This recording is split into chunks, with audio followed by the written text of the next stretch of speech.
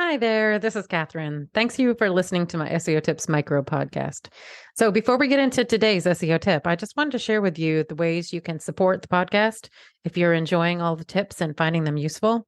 So, you can send me a donation at buymeacoffee.com/Catherine W. Ong, O-N-G, and that's Catherine with a K. Any and all levels of donation are appreciated. It will help me offset the cost of producing the podcast. So, that's buymeacoffee.com/Katherinewong. I'd also encourage you to subscribe to our email list to make sure you're not missing any future episodes or any other news about the SEO Tips podcast. And to do that, you'd go to wostrategies.com/newsletter.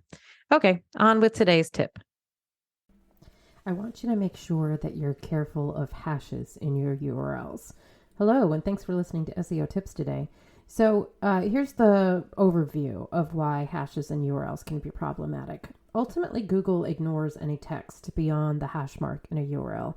And if you're generating URLs, these are often known as hash or fragment URLs, they will not be crawled, indexed, or ranked. Google will not flow PageRank to the URLs with a hash. Instead, they're going to flow the PageRank to the root part of the URL that doesn't have the hash.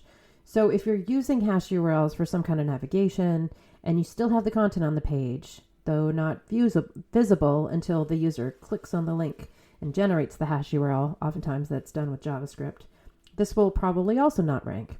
Google has said that to rank in search for a topic, you need to have the content about that topic visible on the page when a person clicks from search to your website. Additionally, if you have a long page that has tons of content that's not tightly written around a particular topic, generally that doesn't rank. You can use hashes on pages as bookmarks. So you can link a user from the table of contents at the top of the page to a visible set of content lower on the page. This link is called an anchor.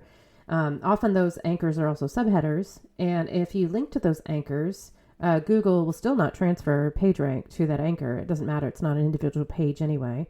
But since the text is visible on the page to the user, Google will actually also often rank those headers in search in what the search community calls fraggles. Google will send the user directly to that header deep within the page because the content's visible. And it's because that content is not generated via JavaScript. It's there on the page. It's under header 2, right? So there you have it. The overview on hashes and URLs and why you need to be careful and strategic about how you use them on pages. Be concerned about the ones generated by JavaScript, way less concerned about the ones that are being used as an anchor or bookmark.